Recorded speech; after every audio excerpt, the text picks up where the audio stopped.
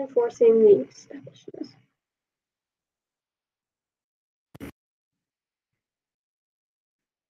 Reinforcing effectiveness.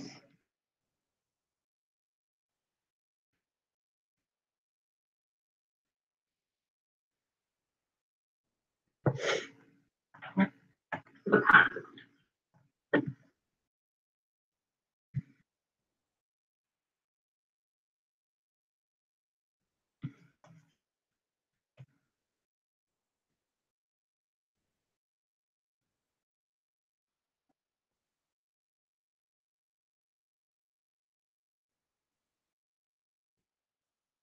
Such as food deprivation increases the reinforcement.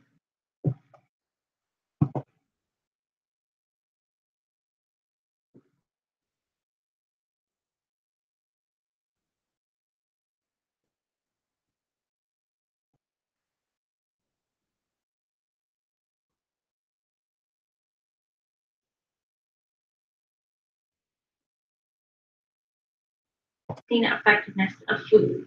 Sleep deprivation would then increase the reinforcing effectiveness of sleep.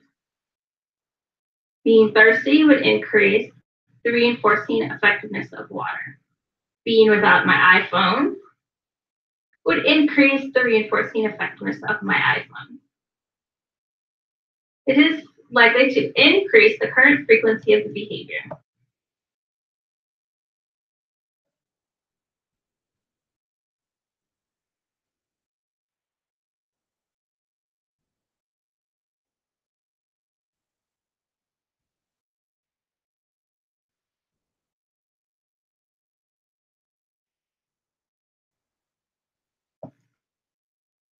The food deprivation would evoke behaviors that previously have been reinforced with food in the past.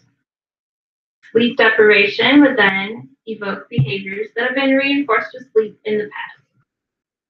Not having access to my iPhone would increase behaviors that have been reinforced with access to my iPhone in the past.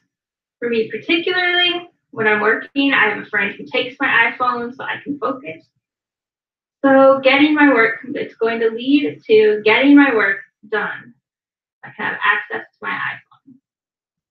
Abolishing operations, decrease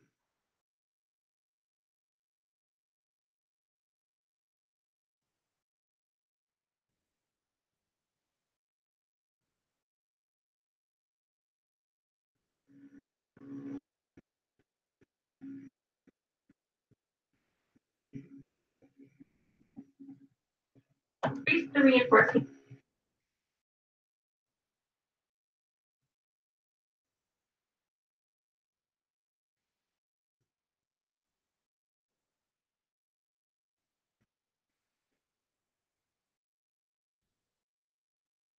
Effectiveness of a consequence.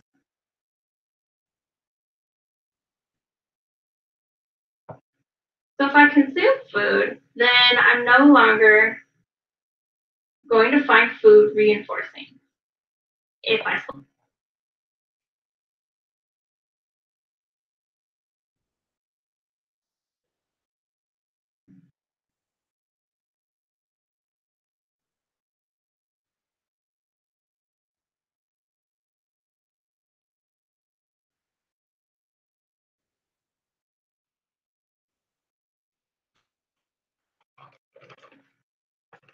All of these. slept all day because I didn't have to be anywhere, then the frequency of behaviors that have been reinforced with sleep in the past are going to decrease. If I've had my iPhone with free access all day, it's going to decrease the likelihood that I'm going to complete work to access my iPhone. So establishing operations increase the value of the reinforcer and increase the behavior that has previously been reinforced with that same reinforcer, whereas the abolishing operation decreases the reinforcer effectiveness and thus decreases the behavior associated with that reinforcer.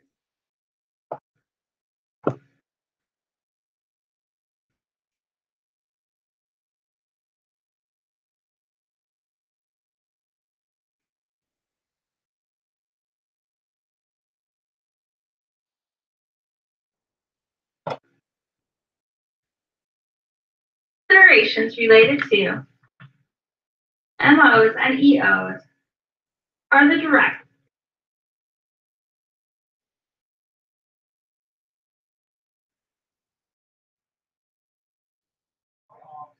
and indirect effects. Behavioral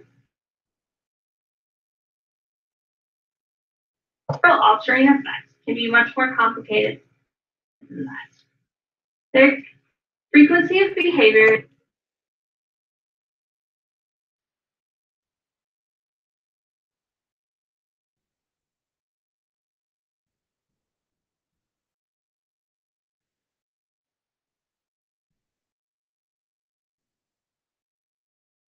can be a result of the direct evocative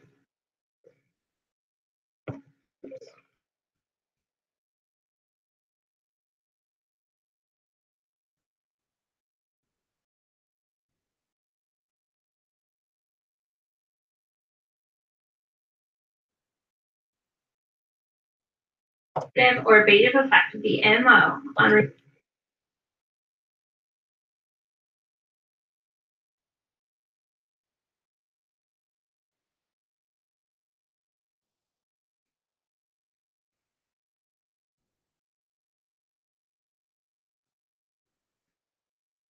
response frequency, and the indirect effect on the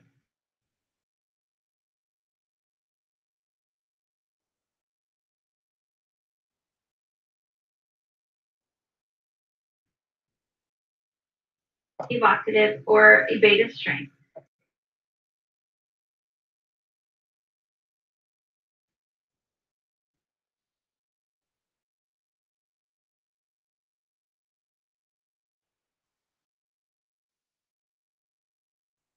Of the relevant SD. In addition, value altering effects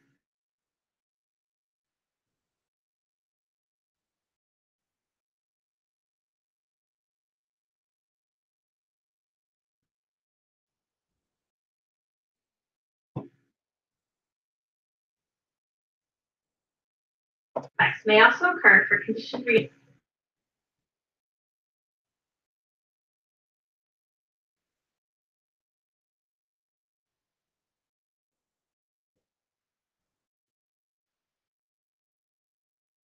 reinforcers. Dimensions of behavior altering effects are not limited just to frequency.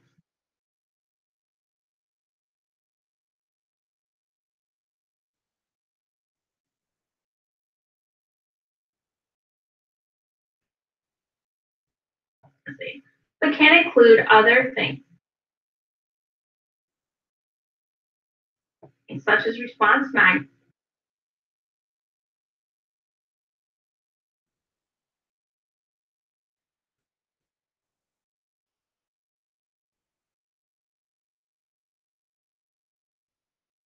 magnitude, response latency, and relative frequency.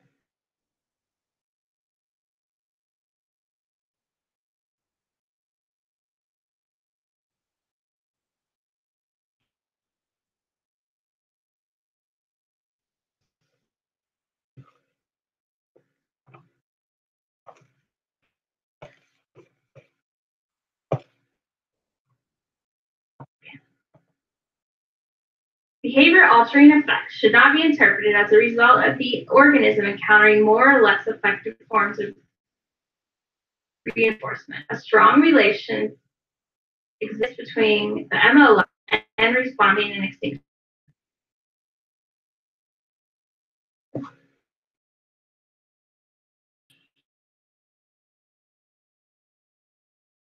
McCollum behavior decrease in the attention or abolishing operation condition and in the ignore or establishing operation condition. O'Reilly et al. 2006 found similar results, suggesting that the concepts of establishing operations and abolishing operations have value in applied settings. MOs have also been found to reduce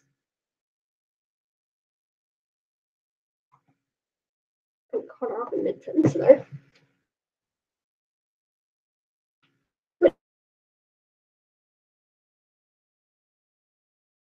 Yes.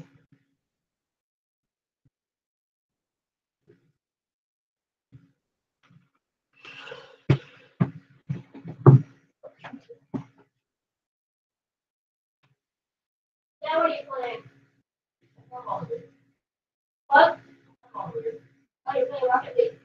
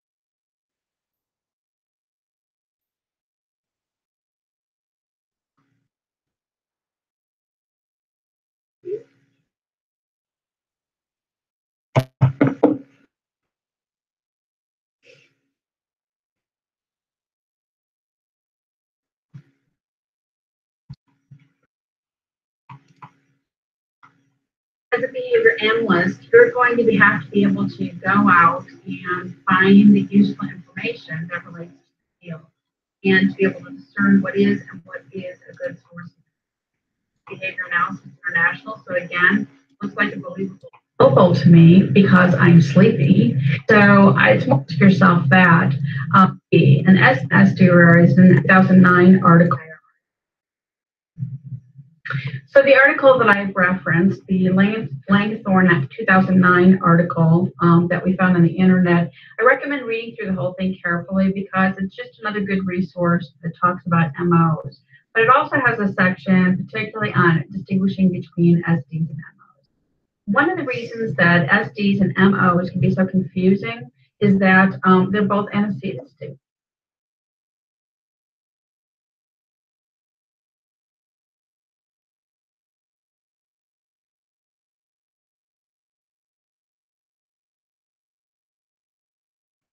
And as a result, sometimes figuring out, is this an SD or is it an MO is very beginning to. However, I think some fairly easy strategies for identifying the difference between these two. So let's go through those.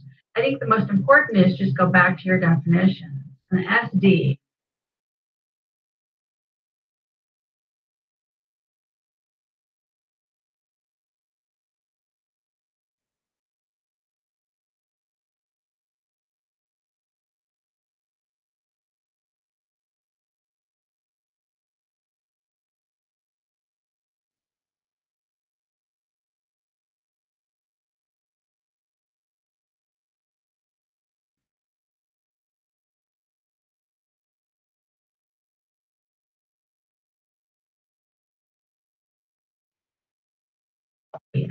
SD signals the availability of a reinforcer.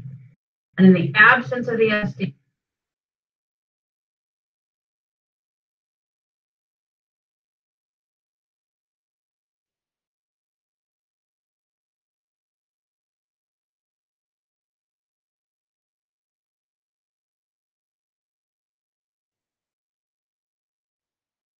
a reinforcer is not available.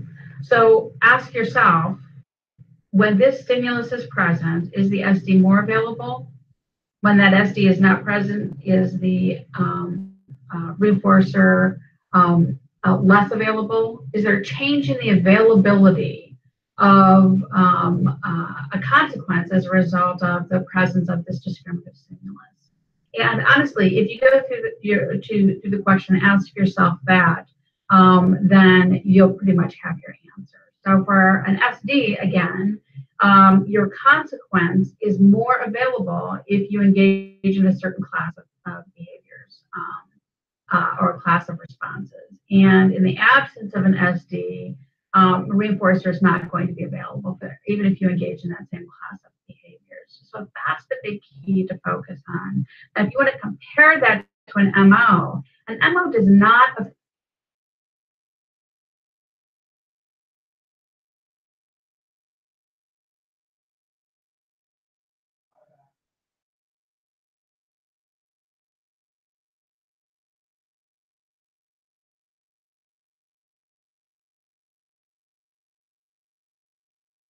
affect the availability of a reinforcer. An MO has a couple of different effects. It can be behavior altering.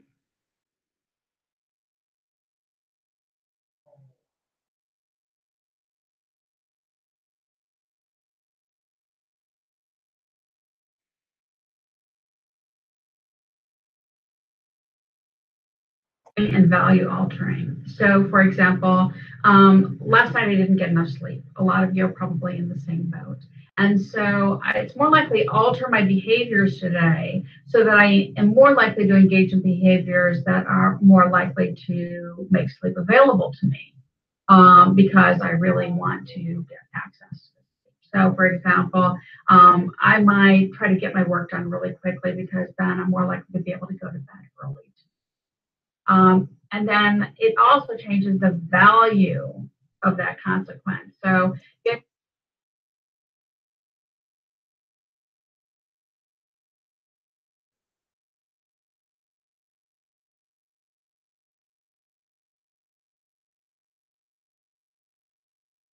getting some sleep right now would be super important to me. Whereas on a night when I've gotten a lot of sleep, that's no big deal at all. But the question you ask yourself is, just because I'm tired, just because I'm in that deprivation state, Does that mean that sleep is more available? Well, you already have the answer. I'm here at the office doing this video. And so sleep is not more available to me because I'm sleepy. And sleep is not less available to me just because I might get more sleep on another day. And so this tells me that it clearly falls into the MO range. It makes me want to engage in behaviors that are more likely to result in me going to bed early tonight. It makes sleep super valuable, but it doesn't make it more accessible. And then really in the final analysis, that's the easiest way to make the distinction. Go ahead and read through the whole article and email your instructor if you have any questions.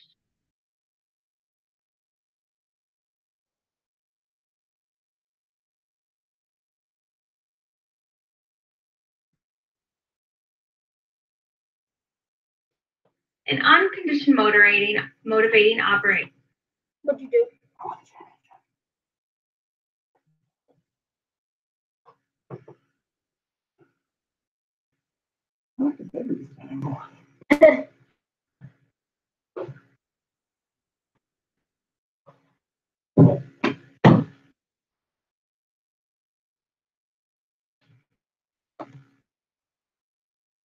Operations. Value-altering motivation effects. Unconditioned motivating operations have value-altering motivating effects that are unlearned, whereas conditioned motivating operations that we will talk about later in another lecture have value-altering motivating effects that are a function of a learning history. Unconditioned motivating operations for humans include deprivation and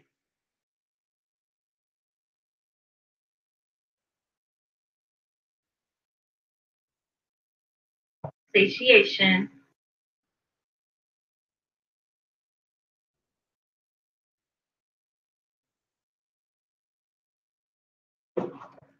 UMOs relevant to sexual reinforcement,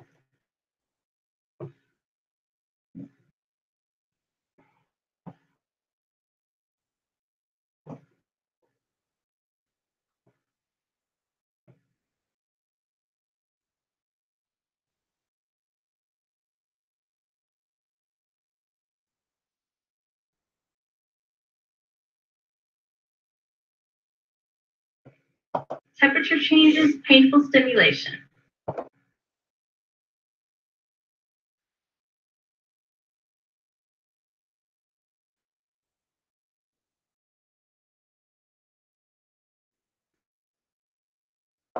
Deprivation and satiation UMOs consist of deprivation of key aspects required for survival, such as food, water, oxygen, sleep, and even leisure activities.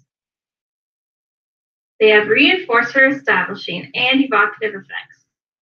So if we ingest food and water, or we breathe in a lot of oxygen, or we engage in our favorite leisure activity, or we take a nap, then these would have reinforcer, abolishing, and abative effects.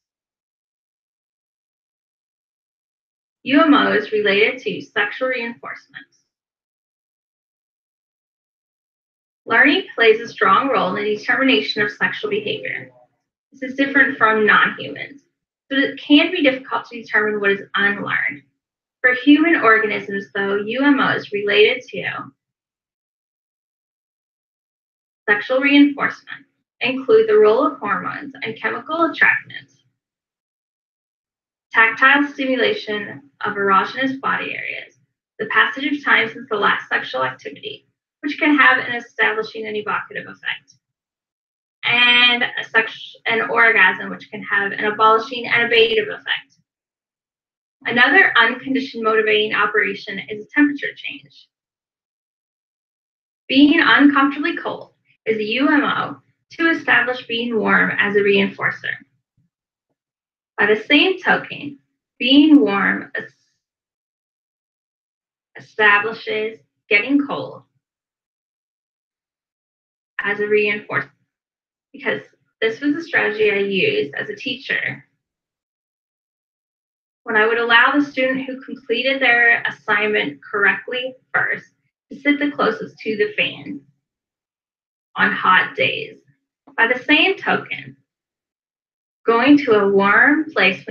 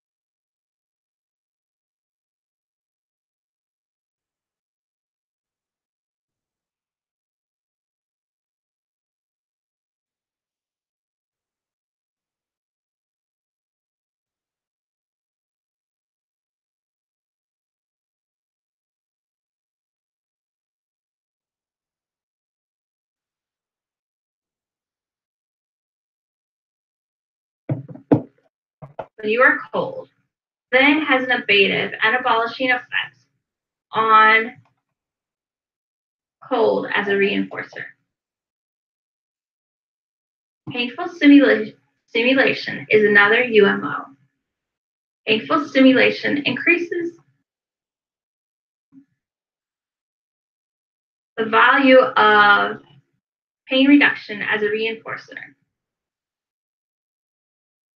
A decrease in pain abolishes the effectiveness of pain reduction as a reinforcer and abates behavior that has been reinforced by pain reduction.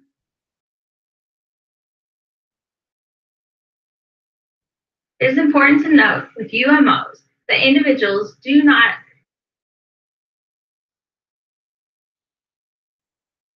have to understand an MO in order for it to have value-altering and behavior-altering effects. The relevant MO must be in effect in future circumstances the behavior is to occur.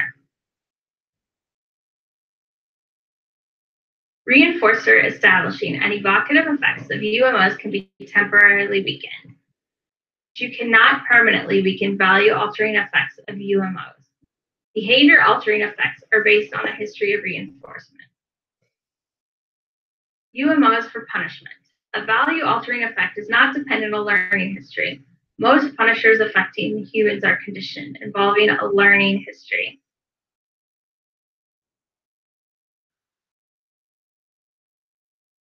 Behavior-altering effects are more complex in observing a punishing effect than a reinforcement effect. You must consider the status of the variable responsible for the occurrence of the punished behavior.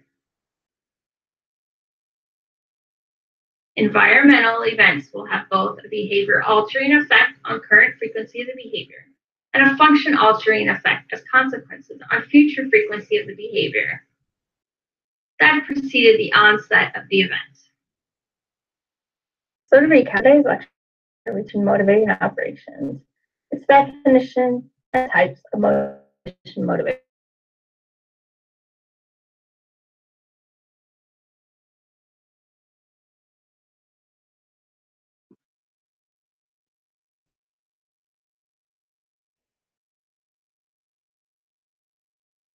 Today's lecture is about stimulus generalization.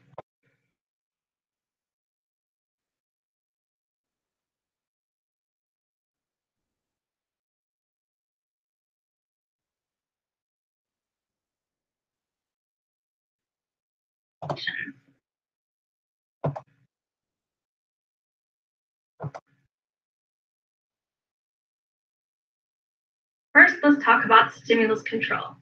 Stimulus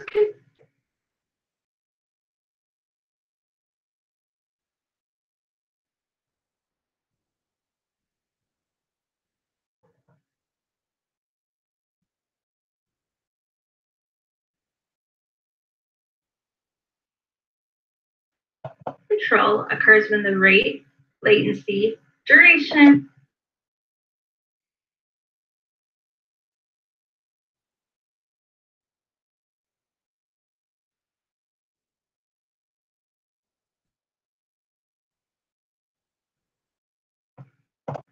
or amplitude of a response is altered in the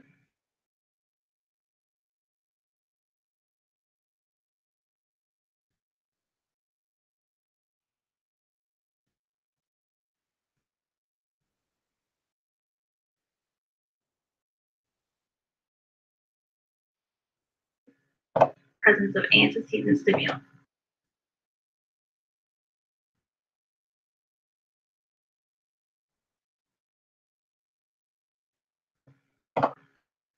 Stimulus control of an operant response appears similar to the control of respondent behavior by conditioned stimuli. When an individual has a history of evoking a response that has been reinforced in his presence, there is a general tendency for similar stimuli to also evoke that response. This evocative function occurs with stimuli that share similar physical properties with the controlling antecedent stimulus. This tendency is known as stimulus generalization. Stimulus discrimination occurs when different stimuli do not evoke the response. different degrees of stimulus control produce the defining characteristics of stimulus generalization and stimulus discrimination. In fact, stimulus discrimination and stimulus generalization can be seen as a continuum. Stimulus generalization occurs with new stimuli.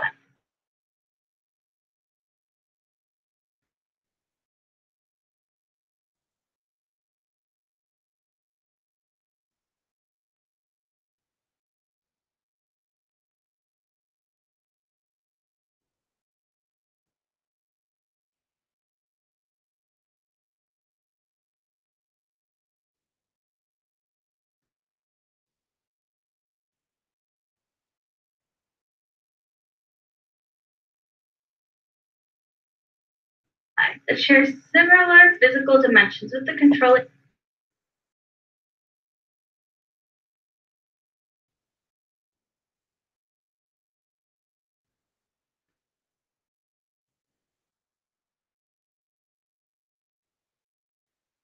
antecedent stimulus.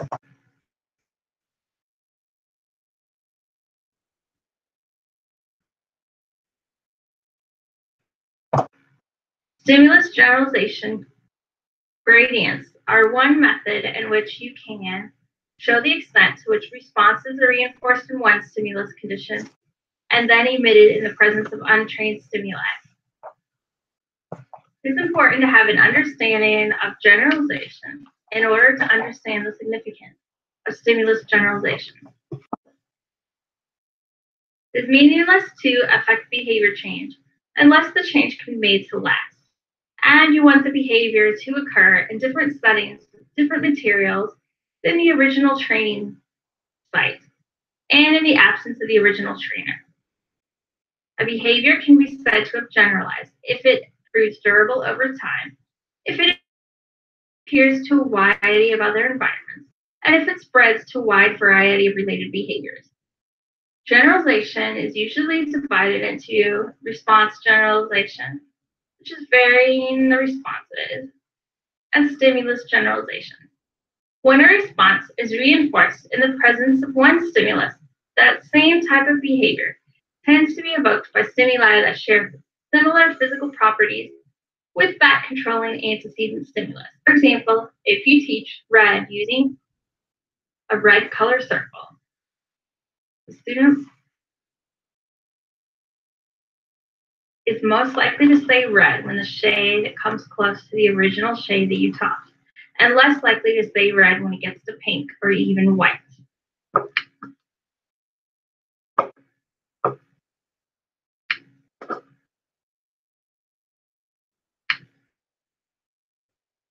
The wider application is when a response has been trained with a specific teacher, materials, or setting. It may occur with other similar teachers, materials, or settings. The more similar this novel teacher, materials, and setting are to the original or training teacher, materials, and setting, the more likely stimulus generalization will occur. There is a difference, though, between discrimination and generalization. Discrimination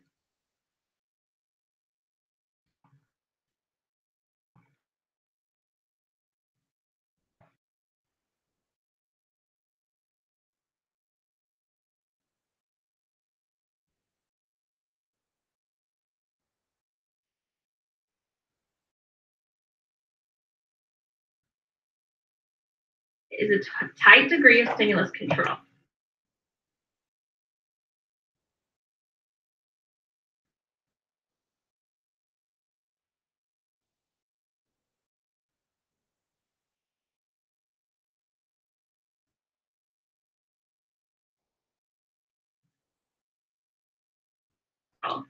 In which an individual responds differently.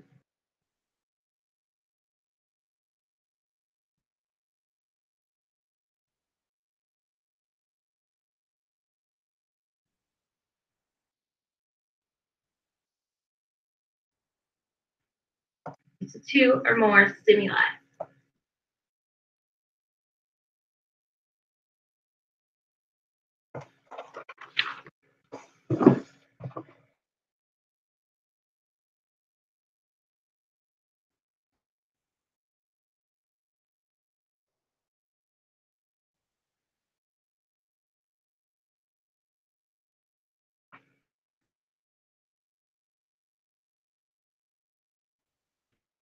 And generalization is a loose degree of stimulus